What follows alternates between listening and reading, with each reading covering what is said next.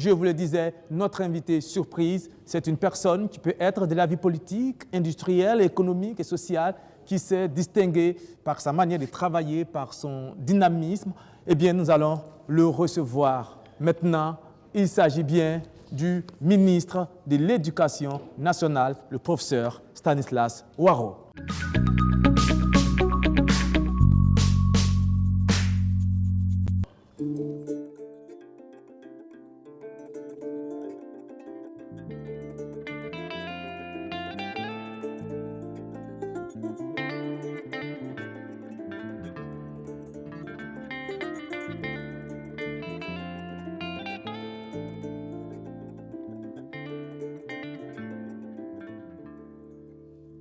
Bonsoir, monsieur le ministre. Bonsoir. Merci d'être venu, malgré votre emploi du temps chargé. C'est moi qui vous dis merci de m'accueillir ici. Merci. Eh bien, merci d'avoir répondu à notre invitation. Vous êtes notre invité surprise. Avant d'aller plus loin, nous allons regarder un peu votre portrait, juste un portrait qu'on appelait un portrait rafale, seulement 2 minutes. On regarde et puis on revient. Il est âgé de 43 ans quand le professeur Stanislas Ouareau est nommé ministre de l'Éducation nationale le 31 janvier 2018. Ce père de 4 garçons réputé calme et réservé vient alors de passer 6 ans à la tête de l'université Ouaga 2. Quand il arrive au ministère de l'Éducation nationale, les défis à relever sont très énormes. Plusieurs écoles ferment, enseignants et élèves fuient pour cause d'insécurité liée au terrorisme. Alors, la question de l'organisation des examens scolaires dans ces localités se pose avec acuité.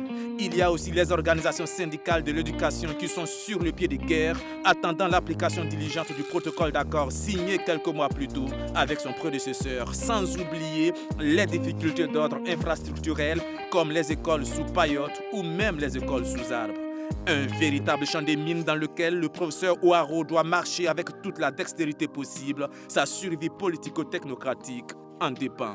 Eh bien, dans les régions du Sahel et du Nord, les examens scolaires auront lieu à chaque fois avec beaucoup de difficultés, oui, mais la casse sera tout de même limitée. Avec les organisations syndicales, ce sera encore beaucoup plus compliqué, mais il réussit à arracher un procès verbal du protocole d'accord au mois de mai, mettant fin à la grève en cours et sauvant l'année scolaire. Seul bémol, le fameux statut valorisant des enseignants n'a toujours pas atterri sur la table du Conseil des ministres. Qu'à cela ne tienne, dans ces 2 cas symboliques de son département, le professeur de mathématiques aura tiré son épingle du jeu tant bien que mal, grâce à des méthodes pas tout à fait nouvelles pourtant.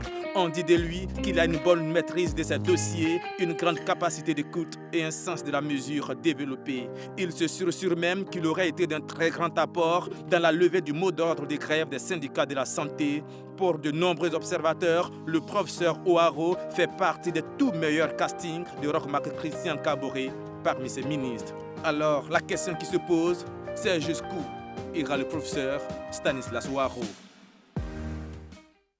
Voilà, monsieur le ministre, déjà, votre première impression sur ce portrait? C'est avec beaucoup de surprise que je découvre donc ce portrait et ce qui a été présenté.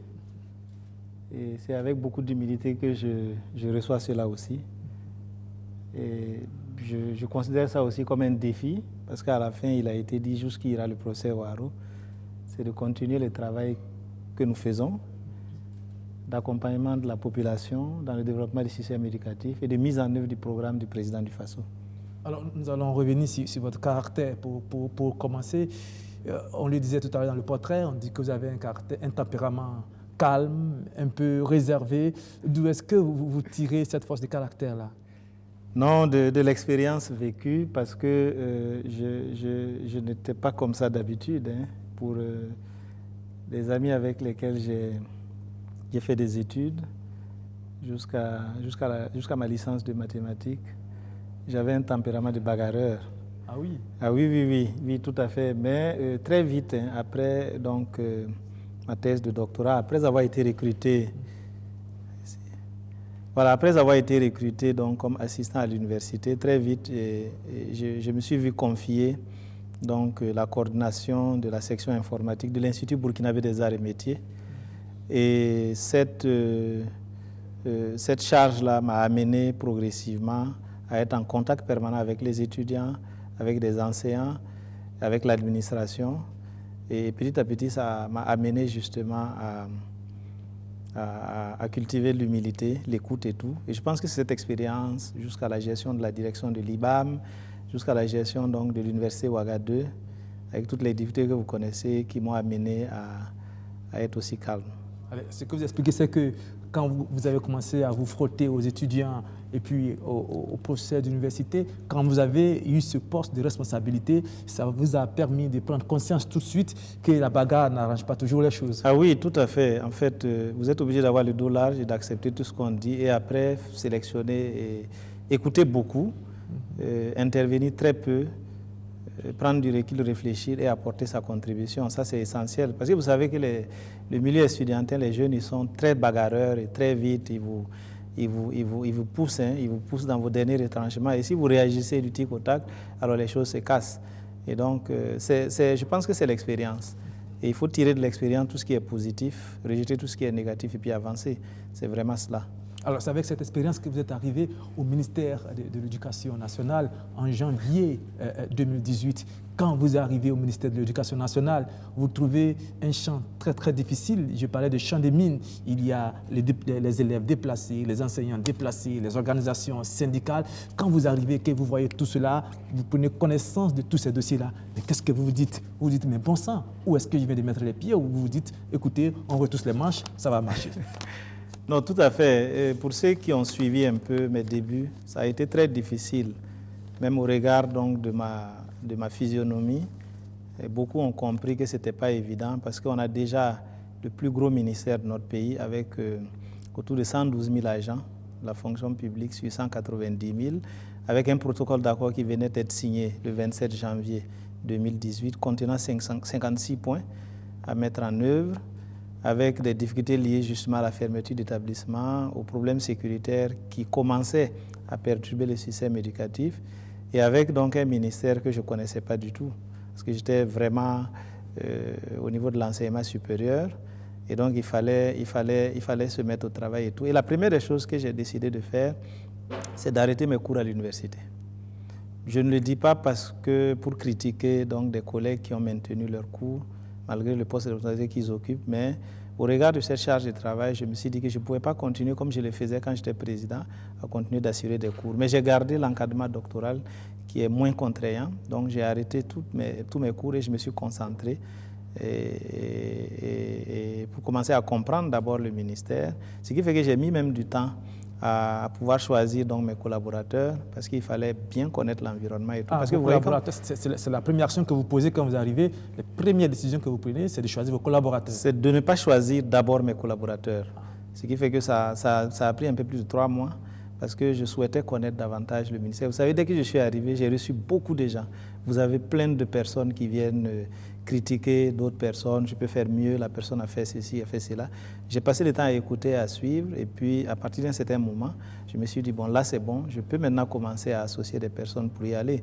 Et donc, ça m'a permis effectivement de prendre du recul, d'observer et de choisir des personnes qui allaient m'accompagner parce que tout ce qu'on a comme aspect positif dans la gestion du ministère, c'est vrai qu'en tant que premier responsable, j'assume positivement et quand c'est négatif aussi, j'assume négativement. Mais c'est grâce à tous ces collaborateurs qu'on a choisis. Alors, parmi ces personnes que vous avez choisies pour vous accompagner dans cette mission ô combien difficile, il y a votre directeur de cabinet. Oui, il y a, vous savez, lorsque j'ai fait les premières nominations, donc c'était le secrétaire général, le directeur de cabinet, le directeur de l'administration et des finances, le directeur des ressources humaines. Et ce qui est apparu dans les commentaires, c'est que c'est 3 mathématiciens qui ont été choisis. Donc, vous êtes même mathématicien? Moi, je suis mathématicien, le secrétaire général qui a été un de mes enseignants, qui est aujourd'hui dans le domaine de la didactique, des disciplines, des mathématiques, enseignant de l'éducation, et puis le directeur de cabinet, effectivement, qui est mathématicien. Il y a une réaction assez négative au début, mais ce sont des personnes aguerries, compétentes, qui connaissent très bien le ministère. Le directeur de cabinet a fait le ministère pendant longtemps, et ces expériences-là étaient utiles pour que nous puissions avancer. Ça, c'est ce que vous pensez d'eux, mais nous allons voir ce qu'eux pensent de vous, notamment votre directeur de cabinet que nous avons rencontré, à qui nous avons tendu le micro. On l'écoute et puis on revient. C'est vrai que c'est mon patron, mais c'est un ami, un promotionnaire. Mais comme on dit, moi je vais m'en tenir au ministre de l'Éducation nationale, de l'alphabétisation et de la promotion des langues nationales. Et je voudrais dire qu'en termes de qualité, d'abord pour les qualités humaines, il y a des qualités humaines indéniables. C'est quelqu'un qui a beaucoup de respect pour autrui.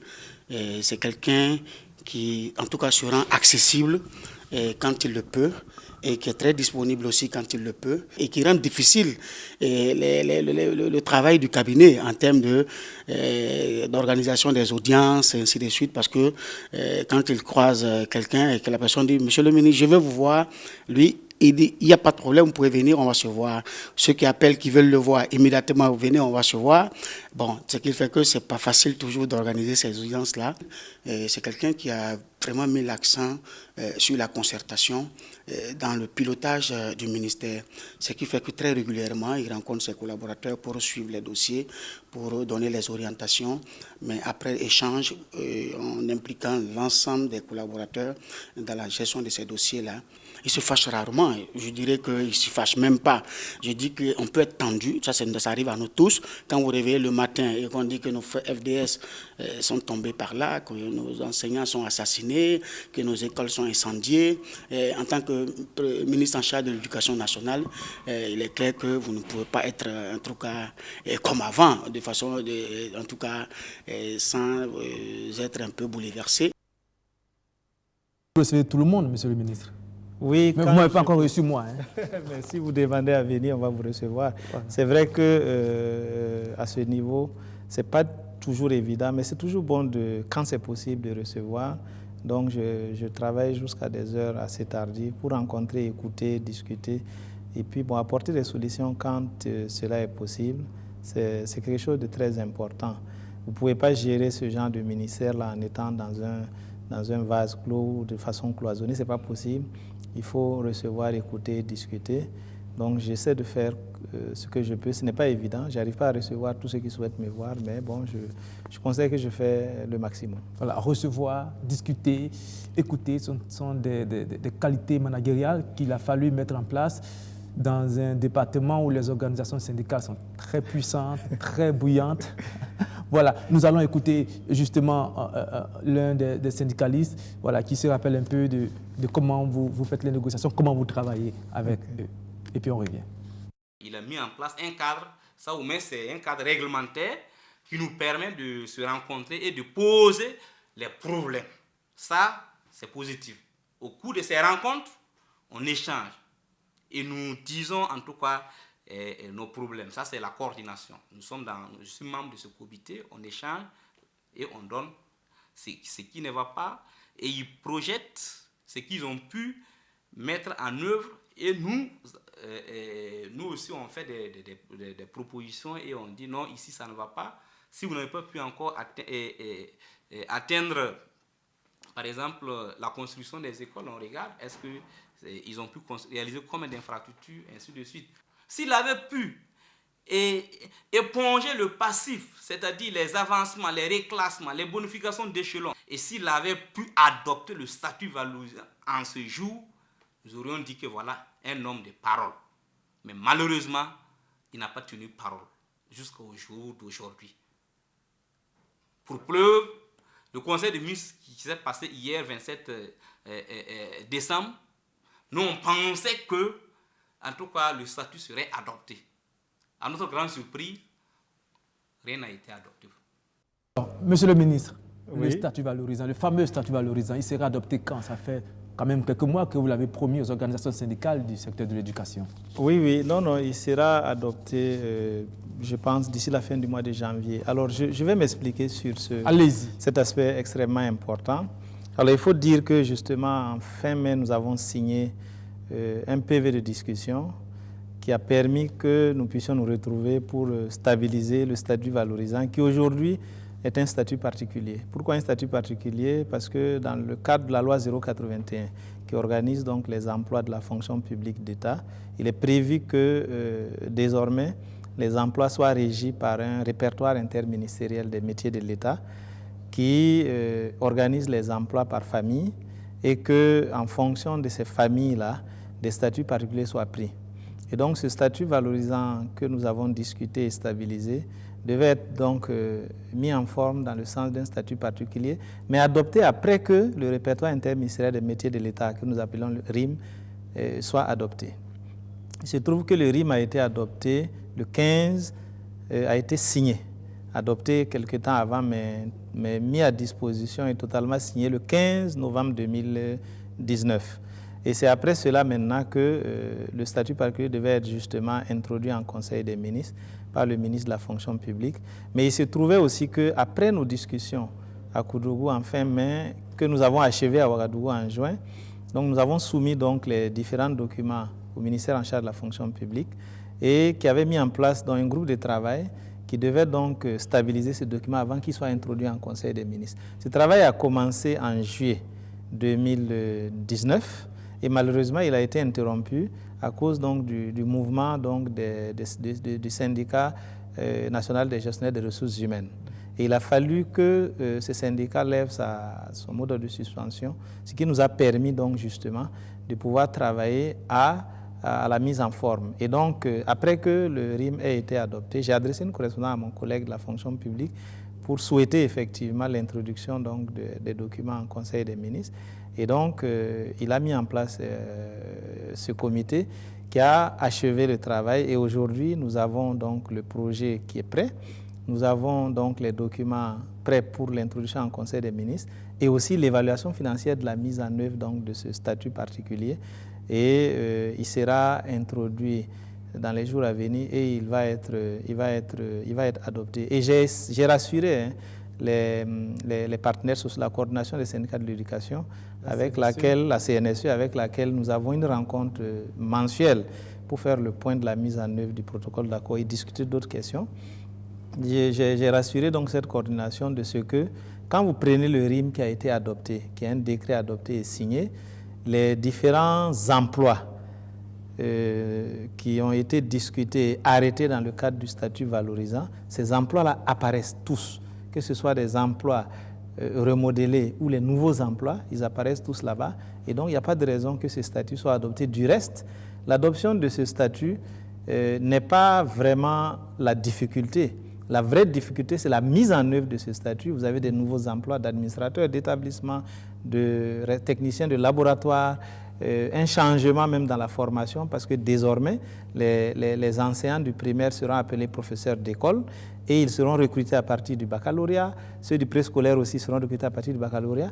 Et donc, on est en train de faire un travail. Il ne s'agira pas d'aller leur donner la même formation, mais il faut changer. Et donc, il y a des commissions qui sont déjà en place avec lesquelles nous travaillons pour que justement la réforme, par exemple, des ENEP se fasse. Désormais, ceux qui forment donc au niveau du préscolaire seront formés dans les ENEP et tout. Donc, ce travail est en train de se faire. Nous avons aujourd'hui l'évaluation financière de la mise en œuvre. Donc, nous sommes en train de travailler. Il va être adopté. Dans tous les cas, il sera adopté pour une mise en œuvre à partir du 1er janvier 2020. C'est ce qui a été arrêté. Donc, vraiment, il n'y a pas de problème. Le statut va être adopté et je pense d'ici la fin du mois de janvier. Pourquoi je le dis? Parce que il faut l'introduire, c'est le ministre de la fonction publique qui va le faire d'ici là. Et ensuite, la programmation des dossiers en conseil dépend du président du FASO et du Premier ministre. Et donc, c'est eux qui vont arrêter. Mais en fait, c'est une voie de non-retour dans la mesure où tous ces emplois sont contenus dans le répertoire interministériel des métiers de l'État. Alors, quand nous avons échangé avec le syndicaliste en question, il a relevé aussi un autre problème. Il s'agit du problème des GRH au niveau du ministère de l'Éducation nationale. C'est un vrai problème, c'est un dossier important. Non, pas du tout, pas du tout. C'est vrai que c'est pas un secret. C'est vrai qu'il y a des difficultés de collaboration entre les personnels d'administration et de gestion, donc les conseillers d'administration scolaire et universitaire et ceux qui sont en catégorie inférieure et les gestionnaires des ressources humaines.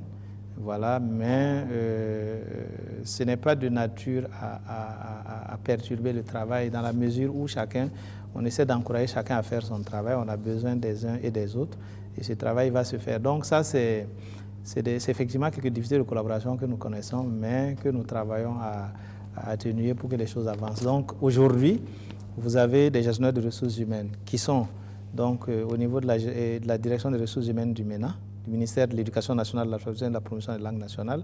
Vous avez des personnels d'administration et de gestion aussi. Nous avons essayé de réorganiser. Il y a des agents que nous avons donc redéployés ailleurs et d'autres agents qui sont venus. Mais les deux font le travail et en tout cas le travail n'est pas affecté. Il y a des difficultés mais qui au fur et à mesure seront corrigées, surtout que nous sommes en train de travailler donc à la description des postes de travail. Donc cette description va déterminer les tâches à accomplir, les compétences qui vont avec et donc ça va permettre aux uns et aux autres de pouvoir travailler et à travers le renforcement des capacités d'être suffisamment efficaces. Alors votre méthode de travail privilégiée, c'est la concertation, vous multipliez les réunions. Dites, quand vous arrivez en janvier 2018 à la tête du ministère de l'Éducation nationale, vos premiers contacts avec les organisations syndicales, vous en gardez un souvenir? Ah oui, forcément, parce que j'ai été d'abord surpris par le nombre de structures syndicales, mais aussi par combien déjà?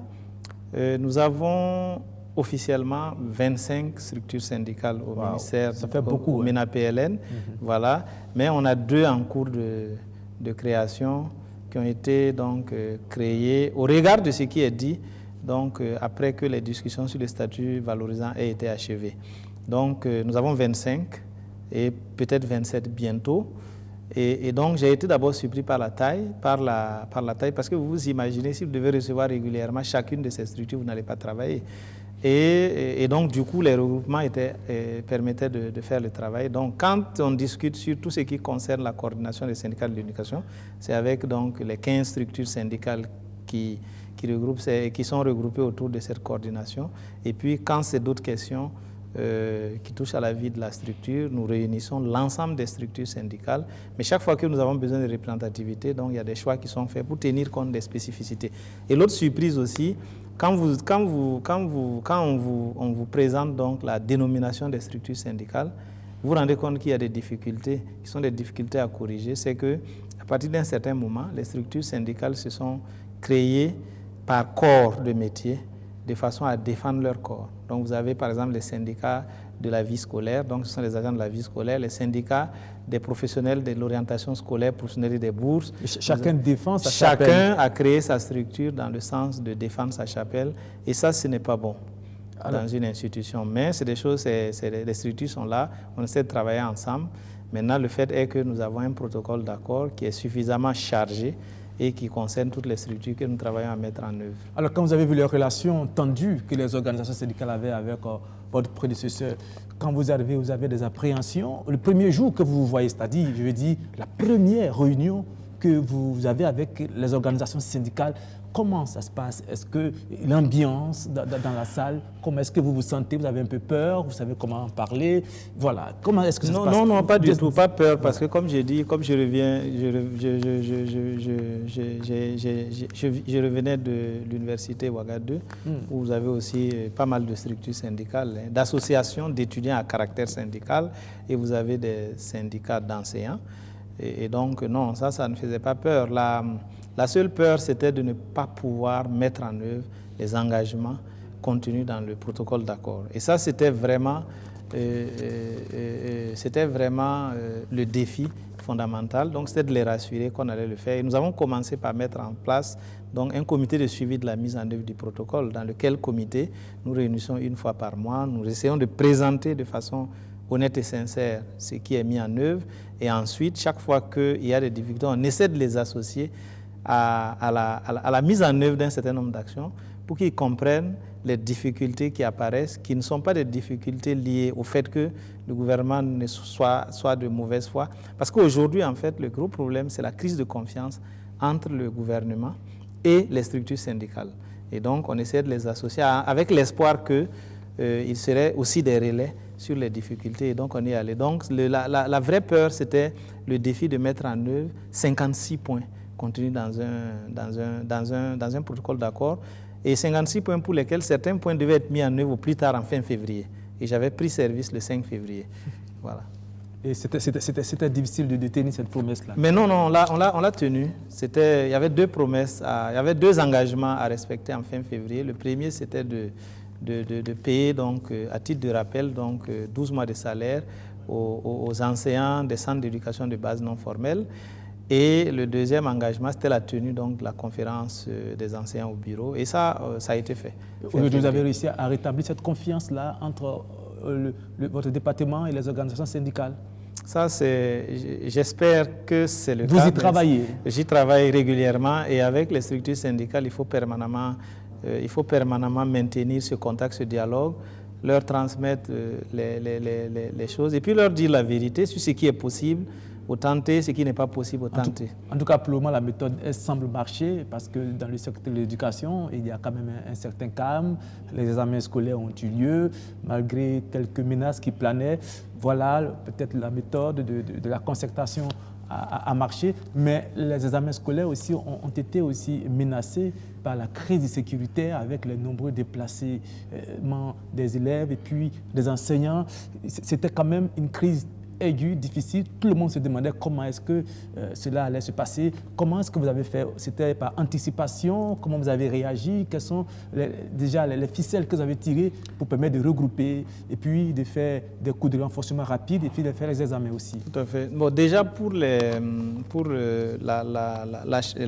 tenue des examens dits normaux, parce que les examens qui se tiennent à date normale, ce n'était pas évident déjà parce que on a dû, par exemple, pour le sport, réaménager pour tenir compte des discussions qu'on continuait de mener. Et je voudrais donc profiter de votre micro pour remercier et féliciter donc les structures, les organisations syndicales du ministère de l'Éducation nationale, de l'alphabétisation et de la promotion des langues nationales, parce qu'il y a eu un sursaut patriotique. Et c'est ce qui est important parce que je pense, et je le crois fermement, que nous tous, Burkinabés, nous aimons tous notre pays et personne n'a intérêt à ce qu'il sombre. Donc peut-être que ça a aidé à le faire. Le deuxième aspect, c'est effectivement la tenue des examens spéciaux, là où effectivement les structures sont fermées. En 2018, nous avons tenu le pari, nous avons réalisé pour 5 000 élèves environ, pour le CEP, le BPC et le baccalauréat en les regroupant. Et cette année pour 2000. Mais pourquoi 2000? Parce que nous avons anticipé cette année en faisant en sorte que nous puissions regrouper plus tôt les élèves de façon à ce qu'ils prennent part aux examens normaux. Ça a été fait dans certaines provinces donc, du pays pour des raisons donc, de sécurité. Je ne vais pas donner donc, ces structures. Et on a réussi à le tenir, mais aussi avec l'engagement des enseignants et puis des structures syndicales qui ont accepté d'accompagner le processus de façon à ce que nous puissions donner une deuxième chance à des élèves qui, pour des raisons donc, liées aux défis sécuritaires, n'avaient pas pu prendre part aux examens. Donc on a réussi à le faire. Donc c'est de maintenir toujours le dialogue, mais toujours espérer et souhaiter que ce consensus et cette volonté de toutes les parties de préserver donc l'intérêt national soit de mise aujourd'hui, parce que c'est important pour le développement de nos nations. Quand on vous écoute, il y a toujours des mots qui reviennent: dialogue, concertation, écoute, dialogue, concertation, écoute. C'est quoi? Oui. Non, vous n'avez pas le choix. Vous êtes, comme je vous ai dit, donc le MENA-PLN, c'est un peu plus de 111 000 agents sur 190 000. Et puis, ce sont des agents d'assez haut niveau, puisque ce sont des enseignants, ce sont des personnels d'administration et tout. Donc, qui ont une très grande connaissance donc, de la gestion, de la gouvernance et tout. Donc, vous n'avez pas d'autre choix que de continuer la discussion et d'arracher des consensus. Vous n'avez pas le choix, vous êtes obligé d'aller dans ce sens, mais des consensus qui préservent aussi donc, tous les équilibres, qu'ils soient économiques, macroéconomiques et autres, mais aussi qui permettent donc à ce que les choses puissent fonctionner correctement. Maintenant, au-delà de tout, je pense qu'un autre aspect important, c'est l'écoute dont on bénéficie de la part de nos supérieurs, que sont le Premier ministre et le Président du FASO, qui ont mis vraiment au centre de leurs priorités donc l'éducation. Et donc, chaque fois qu'on discute avec les partenaires sociaux, on revient discuter avec nos supérieurs sur un certain nombre de questions, ils sont à l'écoute et puis bon, ils essaient d'accompagner ça. Ça aussi, c'est important. Alors, et donc, c'est comme ça que vous avez managé, continué de manager votre département ministériel. Vous continuez comme ça? Ah oui, oui, c'est-à-dire qu'on va tant que donc, la confiance sera maintenue, tant que le chef de l'État et le Premier ministre vont me maintenir leur confiance, on va continuer de discuter avec les partenaires. Du reste, même avant de venir dans cette émission, nous avons organisé donc la dernière rencontre de suivi de la mise en œuvre du protocole avec les partenaires. Aujourd'hui même, hein? Aujourd'hui même, et il y a eu pas mal de discussions, des remarques sur la non-mise en œuvre d'un certain nombre d'éléments. On a beaucoup discuté. On les a rassurés. Cela permet de prévenir les crises plus oui, aiguës. Tout à fait. Ça permet de prévenir les crises, parce que les crises sont dommageables. Et d'éviter les grèves. Oui, tout à fait. Et du reste, cette année, moi, je voudrais aussi profiter de votre micro pour féliciter aussi les acteurs du système éducatif, les parents d'élèves, les enseignants, les élèves et tout, parce que vous avez constaté que cette année, comparativement aux années précédentes, le mois de décembre a été un peu plus calme. Oui, a été un peu plus calme, donc il y a eu quelques perturbations au niveau de Ouagadougou qui ont été circonscrits assez rapidement, mais ça a été un peu plus calme. Et pour moi, c'est aussi un engagement de tous ces acteurs-là vis-à-vis donc des forces de défense et de sécurité qui se battent jour et nuit pour faire en sorte que notre système éducatif puisse aller de l'avant et pour faire en sorte que notre pays soit préservé. Monsieur le ministre, l'éducation, c'est aussi l'un des nœuds dans ce secteur, c'est aussi les questions d'ordre infrastructurel. Tout à fait. Vous avez vu, notamment sur nos chaînes, la télévision BF1, des écoles sous arbre. Tout à fait. Tout à fait. Un reportage qui vous a fait déplacer sur place. Oui, sur place pour voir. C'est juste, c'est vrai que ce sont des images assez choquantes qui doivent nous interpeller tous. D'abord, nous interpeller tous parce que l'éducation n'est pas l'apanage du gouvernement lui seul, mais l'éducation se développera à condition que toute la population décide de porter l'éducation. Et donc, de ce point de vue, les images que vous avez portées ont permis aussi à d'autres personnes de prendre conscience de la nécessité d'investir davantage dans le système éducatif. Et donc, de ce point de vue, moi, je voudrais effectivement vous féliciter pour ce qui a été fait. C'est vrai que je me suis déplacé là-bas, mais c'est parce que, lorsque le reportage a été fait, certains aspects n'ont pas été précisés. Parce qu'en fait, il y avait 2 classes sous Payotte qui ont été détruites parce qu'on avait besoin de cet espace-là pour réaliser une école de 3 classes pour compléter les salles de classe. Et on avait besoin, donc ça a été détruit. Et les populations n'avaient plus souhaité, au regard du chantier qui avançait assez bien, réaliser des paillotes encore pour permettre aux élèves. Et donc il y a eu des trucs sous arbre, j'ai regardé. Je ne dis pas que c'est le seul cas dans le pays, il y a d'autres cas qui apparaissent partout. Mais l'engagement du chef de l'État d'effacer toutes les classes sous paillotes est maintenu. Et pour ce faire, il y a eu quand même il y a eu un bond significatif. Vous avez quelques chiffres? Oui, nous sommes sur 4353 salles de classe qui avaient été évaluées à construire pour effacer les paillotes. Parce que ça se chiffre en termes de salles de classe. Parce qu'on n'a pas une école entière sous paillotes, mais on a des classes dans des écoles qui sont sous paillotes. Nous avons à la date d'aujourd'hui réalisé autour de 280 salles de classe. Donc ça correspond à 60-61% du taux de réalisation. Et pour 2020, il y a de belles perspectives parce qu'au Conseil des ministres dernier, vous avez 108 salles de classe qui ont été programmées, dont les travaux vont démarrer. Vous avez 270 aussi programmées pour 2020. Donc on a 378 salles de classe programmées. Et nous sommes en discussion avec des partenaires, c'est assez bien avancé, pour espérer obtenir pour 2020 200 écoles, donc 600 salles de classe. Donc cet engagement, c'est important, c'est essentiel parce que les classes sous Payotte, je souhaiterais le dire, ce qui est important, c'est quand même de rappeler que grâce aux classes sous Payotte, nous avons permis aussi d'améliorer notre taux brut de scolarisation en termes d'accès. Mais maintenant, il se trouve qu'on règle la question de l'accès, mais on ne règle pas la question d'équité dans l'éducation, dans la mesure où ces élèves-là commencent les cours plus tard, parce qu'il faut réunir les éléments nécessaires à la construction des paillotes qui sont constitués de tiges de mil dans certains endroits. Il faut attendre les récoltes et ses caprices. Exactement. Et puis après, en avril ou mai, dans des localités où la pluviométrie s'installe très vite, vous êtes obligé d'arrêter. Et alors que d'autres commencent le 1er octobre, ils terminent donc en juillet, et vous commencez peut-être en novembre ou en décembre dans certains endroits, et vous êtes obligé d'arrêter en mai. Et donc, l'engagement du chef de l'État, qui est un engagement fort d'effacer toutes les paillotes, c'est de favoriser l'équité dans le système éducatif, et ça, on doit le soutenir. Alors, Monsieur le ministre, l'autre grande question de l'éducation, peut-être dans tous les pays de la sous-région, mais aussi au Burkina Faso, c'est que, comme le disait un observateur il y a quelques jours, l'école burkinabé est aujourd'hui une boîte qui sert à fabriquer des chômeurs en puissance. Est-ce que d'abord vous êtes d'accord avec ce diagnostic-là? Et si oui ou non, quelle est la vision du ministre de l'Éducation nationale pour permettre qu'il y ait des formations qui permettent aux futurs étudiants et élèves, quand ils sortent du cercle de l'éducation, qu'ils puissent être employés? Non, tout à fait. C'est pas faux. c'est tout à fait juste.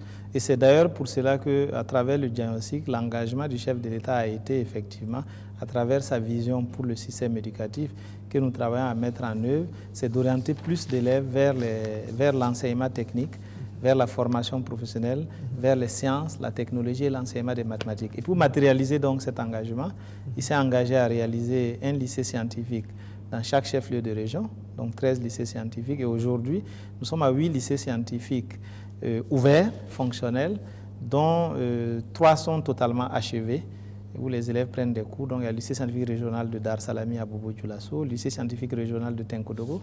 Nous avons inauguré le lycée scientifique de Chaux de Koudougou. Et les autres sont en cours de réalisation et devraient être totalement achevés d'ici, avant la fin de l'année, d'ici, je pense, avril-mai 2020. En attendant, les élèves sont dans des bâtiments d'emprunt.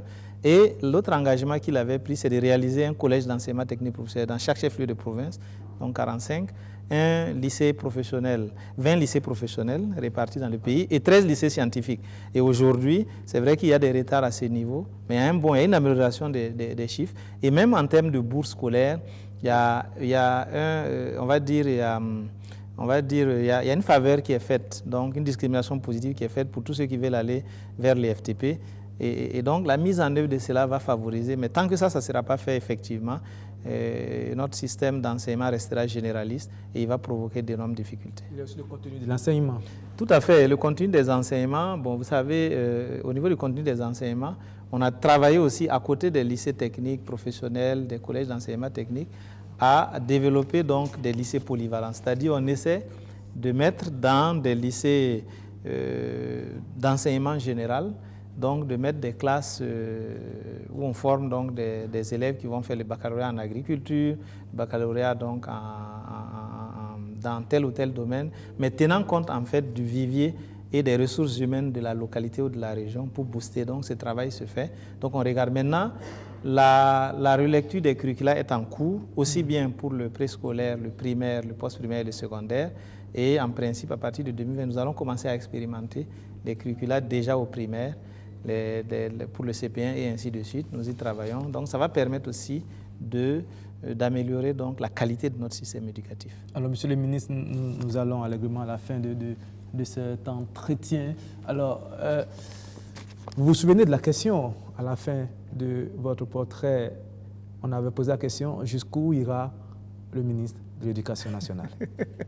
C'est maintenant que vous devez donner la réponse. Non, comme je vous disais tantôt, donc tout dépend donc de la confiance maintenue ou pas donc, du président du FASO et du Premier ministre. C'est parce qu'ils ont souhaité que je puisse venir donc, travailler à mettre en œuvre donc, l'engagement que le chef de l'État a pris, que je suis là. Et donc, tant que cette confiance sera maintenue et ou renouvelée, donc, nous allons continuer de faire les efforts nécessaires pour le développement du système éducatif dans l'orientation qui a été donnée dans le cadre du programme du président du FASO et du plan national de développement économique et social. On va continuer le travail. Alors, et vous savez, je vais vous donner un exemple. Quand vous prenez les lycées scientifiques où tous les élèves feront tous donc le baccalauréat donc série C, entre 1974 et 2019, le nombre de candidats au baccalauréat série C n'a jamais dépassé la centaine, 180, 190 et autres. Et donc, ce n'est pas favorable au développement d'une expertise dans le domaine de l'ingénierie et tout.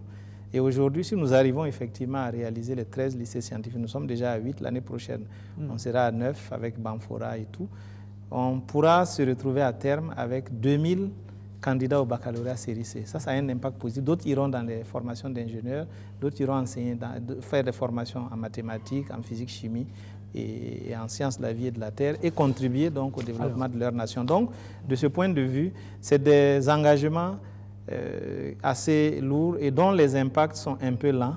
Mais je pense qu'on est dans la bonne direction et l'objectif, c'est de poursuivre cela. Alors, nous allons revenir, Monsieur le ministre. On sent que vous continuez la question, mais nous allons insister. Comme je le disais, vous êtes l'un des ministres du gouvernement qui, dans son secteur, a engrangé des résultats qui sont visible, c'est-à-dire un peu de paix quand même avec les organisations syndicales par votre méthode de concertation, de discussion qui fait que voilà, vous anticipez les crises et les grèves. Ça fait que le secteur de l'éducation se porte tant bien que mal. Il y a les cours, il y a les examens et puis il y a aussi la capacité d'anticipation, de réaction quand il y a eu les déplacés des élèves, les déplacements des élèves, des enseignants. Vous avez pu organiser voilà, les examens dans toutes ces localités. Vous savez, Monsieur le ministre, dans notre métier, on parle avec beaucoup de personnes, on entend beaucoup de personnes et il y en a beaucoup, que ce soit au niveau de l'Assemblée nationale ou dans d'autres secteurs, qui disent que le ministre de l'Éducation nationale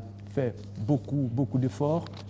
On dit même que vous avez parfois des interventions dans d'autres ministères. Quand il y a des problèmes avec les organisations syndicales, on a parlé du secteur de la santé, je ne vous demanderai pas si c'est vrai ou c'est faux, parce que je sais que vous n'allez pas répondre. Eh bien, et comme ça, il y a un observateur avec qui on discutait qui disait que Stanislas Ouattara, il pourrait être peut-être le prochain Premier ministre du Burkina. Non, ce que je voudrais dire, c'est qu'effectivement, le grand défi pour 2020, c'est la mise en œuvre donc, des engagements contenus dans le statut particulier qui va être adopté. Oui. Ça, c'est le grand défi. Si on n'arrive pas à les mettre en œuvre, c'est sûr qu'il y aura des difficultés au niveau donc, du ministère en charge de l'éducation. Et donc, vraiment, le grand défi, c'est de travailler à la mise en œuvre des différents engagements pris dans le cadre du statut particulier. Maintenant, moi, je considère que nous avons un très bon Premier ministre à côté duquel nous apprenons énormément. Il a un certain âge avancé qui fait en sorte qu'il est extrêmement sage. Parce qu'il y a des moments où, dans certaines discussions, nous, on souhaite aller vite ou aller à l'affrontement. Quand je dis l'affrontement, ce n'est pas un affrontement de type bagarre, mais aller au charbon et tout, et il essaie d'apaiser et tout. Et c'est ça un Premier ministre. C'est ça un Premier ministre. Et donc, le chef de l'État décidait de vous accorder sa confiance en tant que Premier ministre. Qu'est-ce que vous direz? Non, si le chef de l'État décide d'accorder sa confiance en tant que Premier ministre à n'importe quel citoyen, si la santé y est, bon, je pense qu'il n'y a pas de raison de refuser parce que c'est contribuer au développement de sa nation. Mais je dis et je maintiens, moi je suis très fier du Premier ministre que nous avons et j'apprends beaucoup à côté de lui et je souhaite qu'il puisse encore être là pour nous accompagner parce qu'on apprend toujours. Et c'est ce que je voudrais dire. D'accord, voilà. Nous sommes en train de finir, nous avons pratiquement fini. Le temps qui nous est imparti pour cette rubrique est terminé. Voilà, nous avons essayé de prendre des renseignements à gauche à droite. Nous avions voulu vous faire une surprise, vous faire intervenir votre maman par nos caméras pour qu'elle puisse dire quelques mots de son fils. On sait qu'elle est enseignante, on sait que vous êtes très très attaché à votre maman. Malheureusement, nous n'avons pas pu parce qu'actuellement elle serait un peu malade, son état de santé ne serait pas favorable à cette interview-là. Et on nous a fait aussi comprendre que votre sens d'ouverture vient un peu d'elle parce qu'elle aime beaucoup recevoir beaucoup de personnes dans sa cour, de sa grande cour. Elle refusait même de s'installer à Ouagadougou parce qu'elle trouvait qu'ici c'est trop exigu. Elle recevait même un peu plus. Un peu plus. Voilà, c'est d'elle que peut-être vous avez appris voilà, ce calme et puis cette manière de vouloir recevoir tout le monde au bureau. Mais le bureau du ministre, ce n'est pas la grande cour familiale, hein, monsieur le ministre. Tout à fait. Voilà, donc nous nous souhaitons beaucoup de bonheur, nous nous souhaitons une bonne santé et nous vous disons merci d'être venu dans ces conditions-là. Merci. Bien, monsieur le ministre de l'Éducation nationale. Merci beaucoup. C'est ce qui pour en faire notre entretien.